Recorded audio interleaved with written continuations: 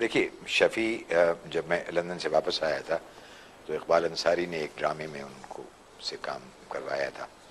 اقبال انصاری نے مجھے بک کیا ڈرامے کے لیے تو میں چلا گیا. تو اتفاق سے جب میں وہاں پہنچا اور دوسری شام میں اقبال کے ساتھ گھر پہ بیٹھا ہوا تھا تو ان کا ڈرامہ چل رہا تھا.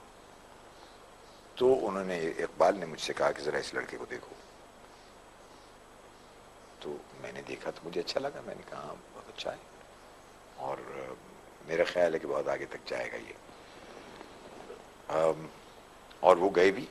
اس وقت شفیع محمد شاہ ایسے نہیں تھے لہیم شہیم موٹے تازے. لہیم شہیم بھی نہیں لمبے تھے, قد ان کا دراز تھا ذرا اور اچھی خاصی شخصیت تھی ان کی. لیکن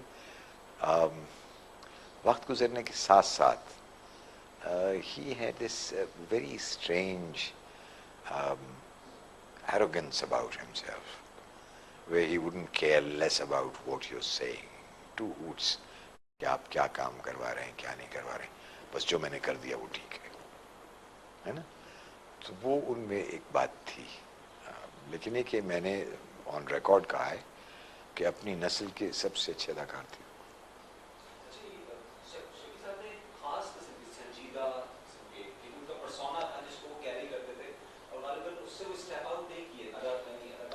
He was more of a personality cult actor. وہ اپنی پرسنالٹی ہی کو ایکسپلائٹ کرتے تھے بس. نہیں تھیٹر میں تو میرے علم میں نہیں اگر کیا ہے تو.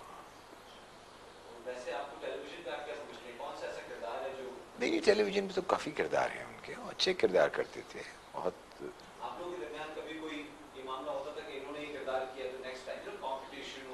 نہیں مجھے ان کا تو نہیں پتا کہ وہ کمپٹیشن فیل کرتے تھے یا نہیں کرتے تھے.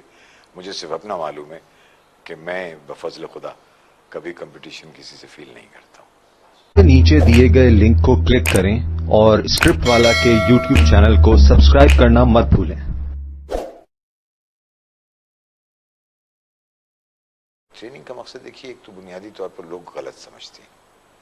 ٹریننگ کا مقصد یہ ہوتا ہے کہ آپ شعوری طور پر اپنی آواز پر, اپنے تاثرات پر, اپنی چلت پھرت پر آپ کو مکمل قابو ہو, لیکن اس طرح سے ہو کہ وہ ٹریننگ کی جتنی چیزیں آپ نے سیکھی ہوئی ہیں وہ آپ کی سیکنڈ نیچر بن جائے.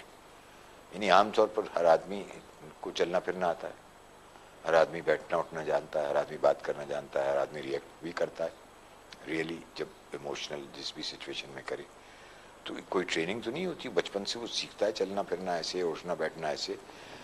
اسی طرح سے ٹریننگ جب آپ لیتے ہیں تو جس میں اس کا اداکاری کے بعد اسرار و رموز اس میں یعنی آپ کی فزیکل بینگ جو ہے اس کے بارے میں آپ کو سمجھائے جاتے ہیں کہ کیسے بیٹھنا ہے, کیسے کھڑا ہونا ہے, کیسے بات کرنی ہے, اس میں کس طرح سے تاکہ آپ زیادہ سے زیادہ لوگوں کو نظر آ سکیں اسٹیج کی حد تک, کیمرے کی حد تک.